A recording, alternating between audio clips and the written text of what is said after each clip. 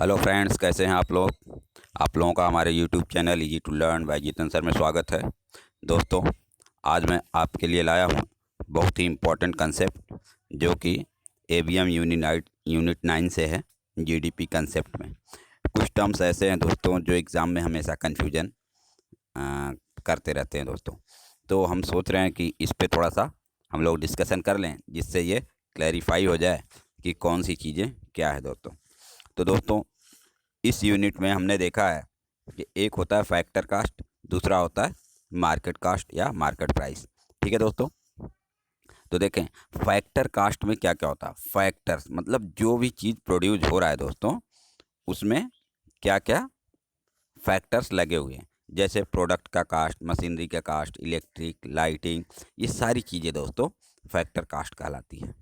अब उसके बाद आता है दोस्तों, अब जब फैक्ट्री, ये समझ लीजिए फैक्टर मतलब फैक्ट्री में प्रोड्यूस करने के लिए क्या कॉस्ट लगा। ठीक है दोस्तों, फैक्टर मतलब अगर फैक्ट्री समझेंगे तो आपको हमेशा याद रहेगा। अब उसके बाद आता है मार्केट कॉस्ट या मार्केट प्राइस।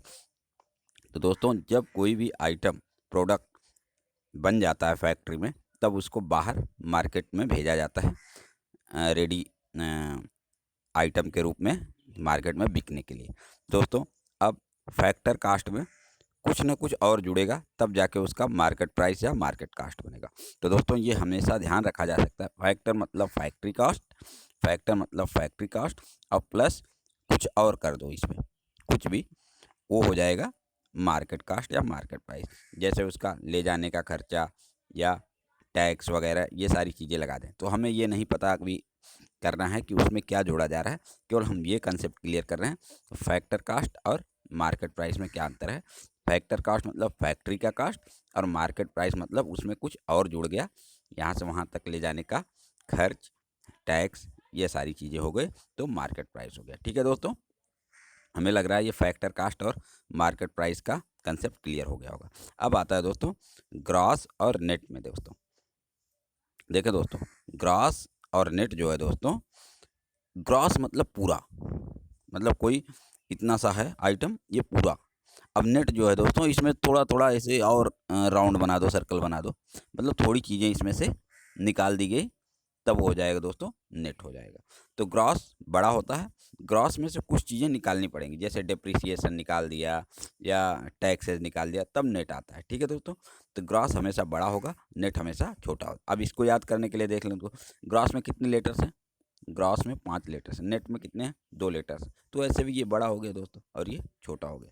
तो ये कंसेप्ट भी हमें लग रहा है दोस्तों वो आप लोगों को क्लियर हो गया होगा। ग्रॉस मतलब 5 लीटर है तो बड़ा है, नेट छोटा है। क्योंकि एग्जाम में दोस्तों बहुत सारे लोग ऐसा गलती करके आते हैं, फैक्टर और मार्केट प्राइस में, ग्रॉस और नेट में, और कुछ करना नहीं रहता, केवल ग्रॉस और नेट लिखा रहता है, उसी में कन्फ्यूज हो जाते हैं।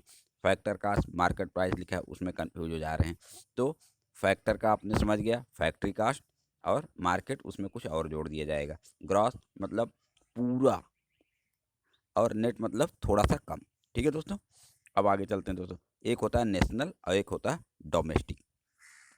तो नेशनल क्या है दोस्तों, नेशनल आपको पता है पूरे नेशन के ऊपर, नेशनल मतलब जहाँ नेशन की बात आएगी वहाँ नेशनल होता है। Domestic with in the nation, जो अपने देश के अंदर की बात आ रहा है। ये नेशनल हो रहा है दोस्तों जब हम विदेशों में खड़े होकर अपने देश की बात करते हैं, इंडिया की, तब ये हो रहा है दोस्तों नेशनल की बात। डोमेस्टिक क्या है दोस्तों, अपने इंडिया के अंदर ही खड़े होकर हम बातें कर रहे हैं, अपने यहाँ के अंदर की जो भी प्रोडक्ट हुए हैं, जो भी सर्विसेज हैं, तब इसको हम डोमेस्टिक कहते हैं।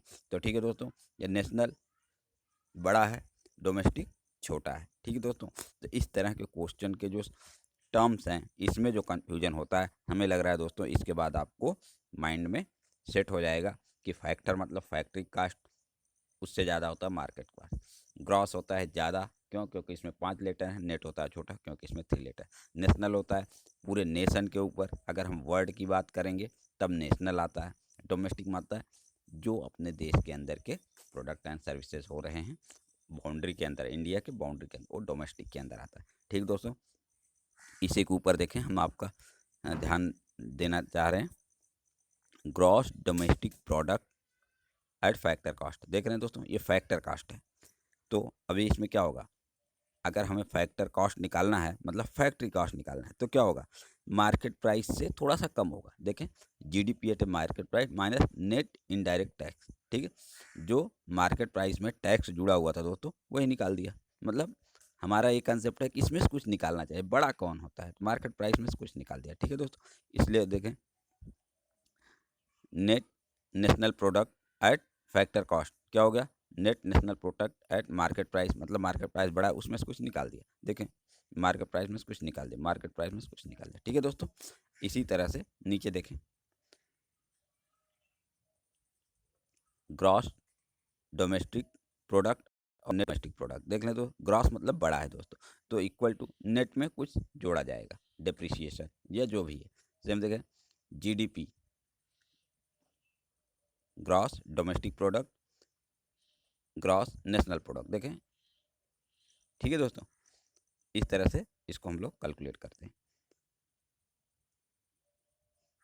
National and domestic, net national product net domestic product, ठीक है। डोमेस्टिक में कुछ जोड़ा जा रहा है, ठीक है दोस्तों। और एक चीज़ और आती है दोस्तों, वो है पर्सनल एंड प्राइवेट। तो यहाँ पे हमने लिखा नहीं है, तो इसके लिए मैं बता देता हूँ दोस्तों।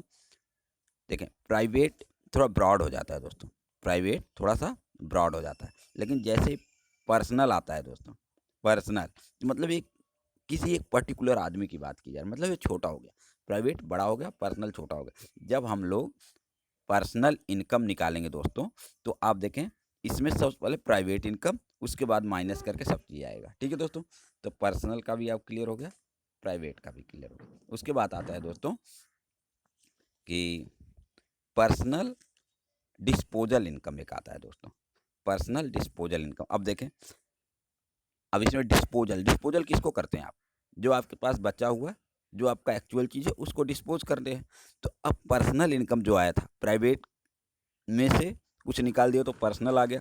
अब पर्सनल इनकम में से कुछ चीज़ें जैसे टैक्सेस हैं और फीस है, फाइन्स है, सारी चीज़ें निकाल दो, जो आपके पास एक्चुअल अमाउंट पड़ रहा है, किसके लिए, डिस्पोजल के लिए, आपके खर्च के लिए। तो हो गया दोस्तों पर्सनल डिस्पोजल इनकम। तो हमें लग रहा है आपको ये भी क्लियर हो गया। तो सबसे पहले इसमें प्राइवेट आएगा दोस्तों, फिर पर्सनल इनकम आएगा, फिर पर्सनल डिस्पोजल इनकम आएगा, ठीक है दोस्तों। थैंक यू दोस्तों। अब इसके लिए मैं एक बड़ा सा वीडियो बनाएंगे दोस्तों, जिसमें सारी चीज़ें क्लियर रहेंगी। तब तक के लिए थैंक यू दोस्तों।